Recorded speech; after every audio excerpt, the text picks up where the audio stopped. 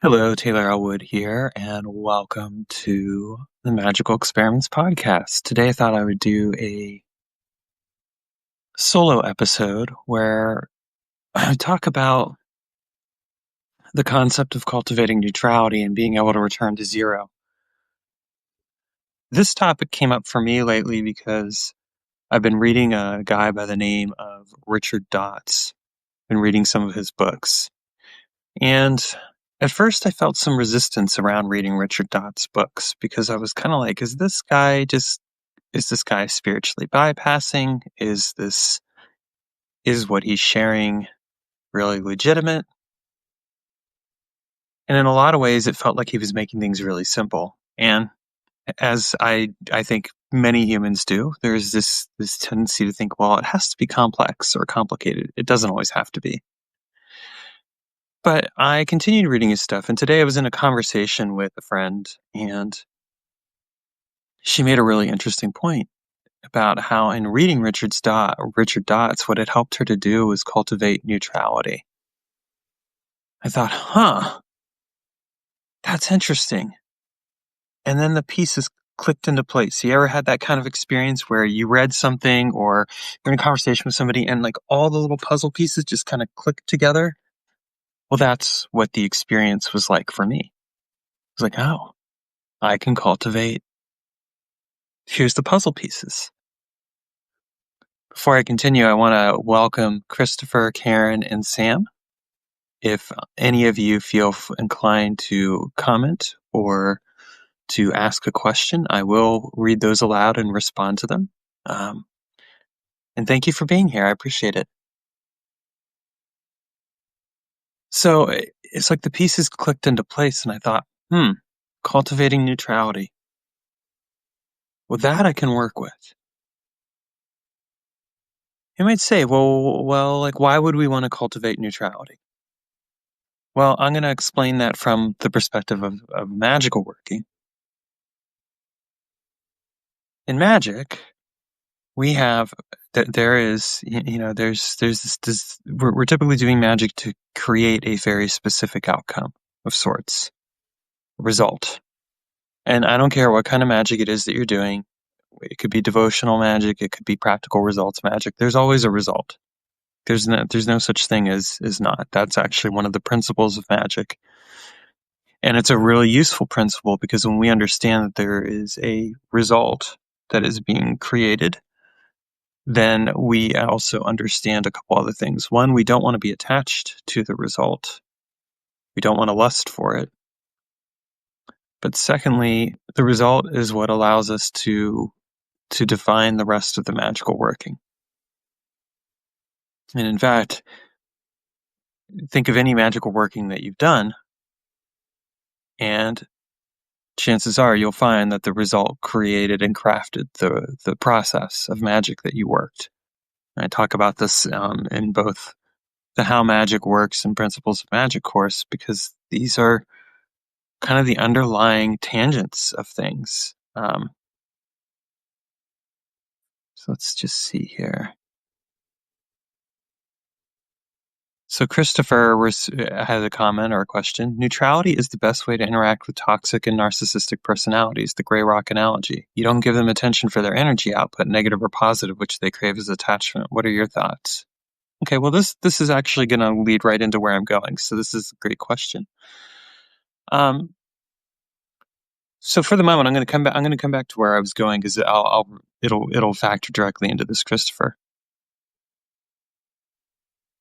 When I began to think about it further, I was like, as I was reading Richard Dott's books and kind of contemplating this awareness of neutrality, I was like, well, here's the thing. I can be attached to an outcome negatively or positively. And that attachment actually becomes an energetic drag on the outcome, on the result. Because what ends up happening is if I'm focused on it negatively, like if I'm like, why isn't this happening? Why isn't it coming together? Right? Or I'm stewing in my emotions and thoughts, which incidentally, your emotions and thoughts are not you. They're experiences happening to and with you, but they're not you. Consider that for a moment. But we have this emotional drag, this kind of thing where the energetic output is actually keeping us from the desired result. But then there's the flip side of it. There's the positive. And one of the things that I find is that sometimes the positive also keeps you from the result. And it can be really fascinating to recognize that.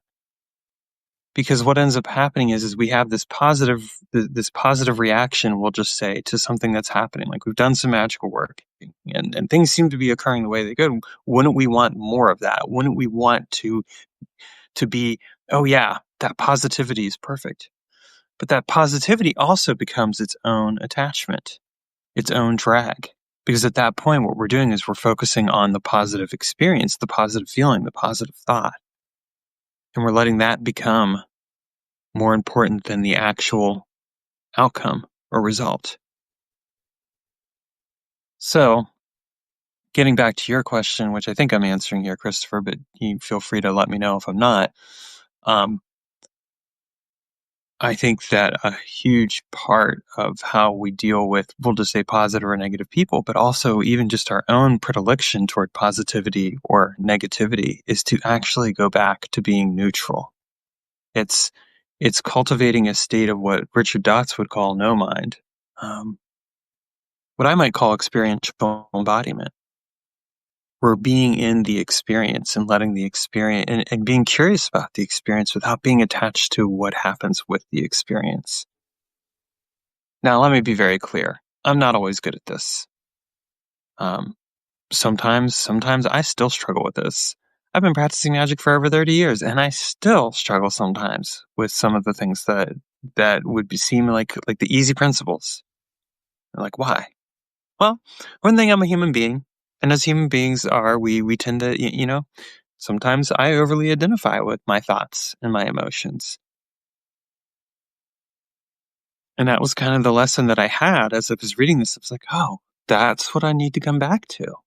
I need to come back to neutrality with myself, with a given result, like be able to put it into no mind, be able to take this thing, this experience, and like I've done the work for it, and I'm going to put it over here into no mind. I'm going to let go of the attachment to the positive or the negative. And I'm just going to be curious about the experience.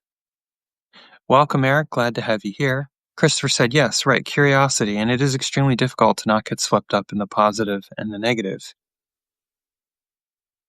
Well, so I'm going to challenge you on that one there a little bit, Christopher. I don't know that it's extremely difficult. I think we make it harder than it has to be. It's funny. So very recently, I decided to do like a flash sale for my class, Principles of Magic, and it flopped. It flopped. I had like one sale, and it was funny because I was even saying to Sheena, I was like, well, if I had just one sale, I would feel better. Well, finally, last night I got a sale, and I thought about it, and I'm like, okay, like I got the sale, I got that one sale. It made me laugh because I realized like I had become more attached to that than I had been being open to just letting the experience unfold and being like, okay, I'm going to learn something here. And now I'm in the place where I'm like, I'm going to learn some things here. I'm going to go through and look at this and figure out like what I could have done differently or better and all that other stuff. But I made it more complicated. I didn't have to. I did. I got attached to the positive and the negative. I got attached to the positives of, ooh, like when I see the email notifications of people buying a class, that's going to feel so good.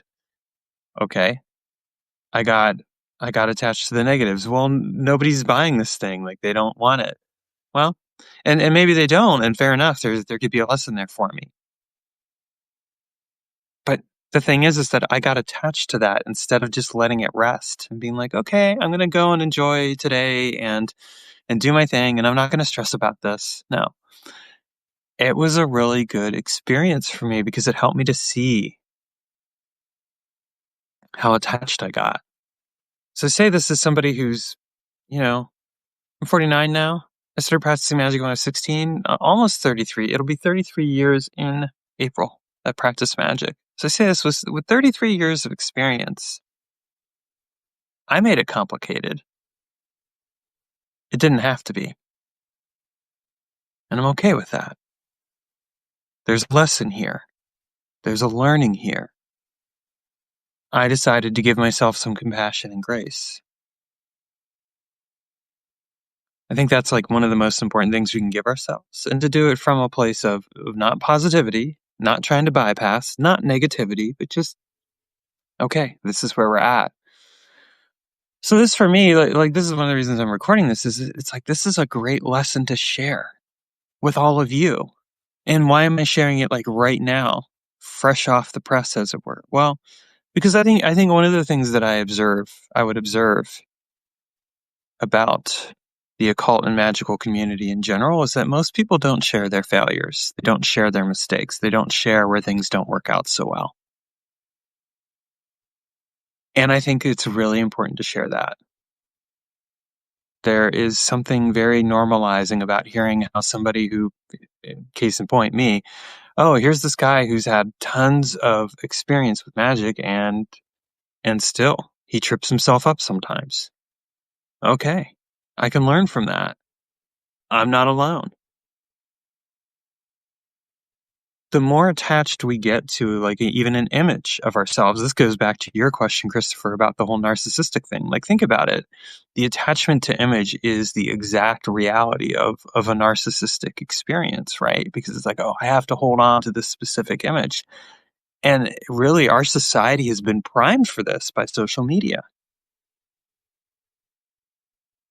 I recently came to the decision that I was going to stop being on Instagram and Facebook as much. Like, I'm going to schedule stuff. So, like, I'll put it into a scheduler and post stuff out, but I'm not going to actually be on there that often. And why did I do it? Because it was like, I'm spending way too much time on these things that don't really have much meaning. And again, it was kind of that awareness of, oh, how have we been socialized towards certain outcomes? Outcomes that take away our own sense of agency and power and presence. This is a really important thing to recognize about ourselves in our magical work, but just in our lives in general.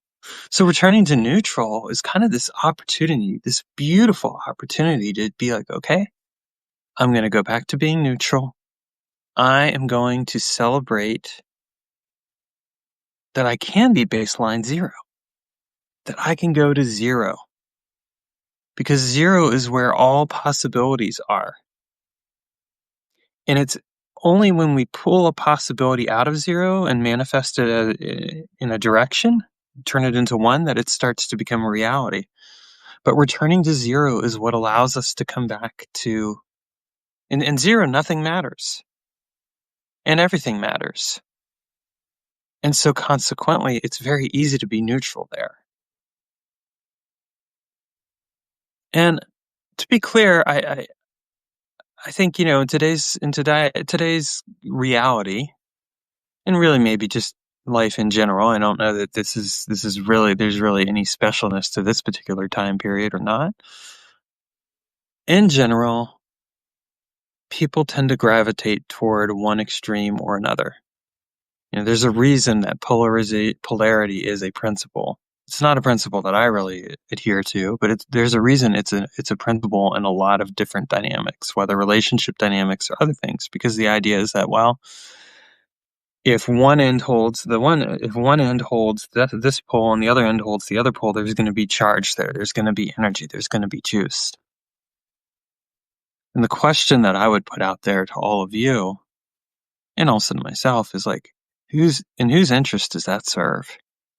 Does it serve you to have that much, to be wrapped up in the polarity? Or is there power in being neutral and being present without necessarily having to step one way or the other. Now, there are times where that's important. Like, it's important to speak up for, like, what our values, for example. There are times where it is necessary to take an action and to say, like, I stand behind this cause or this particular thing or whatever. And yet, I think the ability to return to zero, to cultivate neutrality, to be in a place of, like, well, okay, here I am. Here's what's going on. And I don't have to be attached to any of it, allows us to make those moments where we do take a stand much more significant because we're not reacting, but we're instead responding. And from a magical perspective, I would always rather respond than react. Because if I'm reacting, I am letting other things take control of my actions and choices. And so even if I'm doing magic around it, I'm doing magic as a reaction. But if I'm responding, I'm kind of like, okay, well, what is the response I want to make? And then I make that response, and it transforms the experience. So I want to invite the four of you. If any of you have any comments or questions or anything like that, feel free to drop these in. If any of you are kind of like, there's something here I want to explore a little bit further, like now's your chance. Please do, because I think that's really important. And Christopher, I want to thank you for your comments here. I always appreciate it when people comment.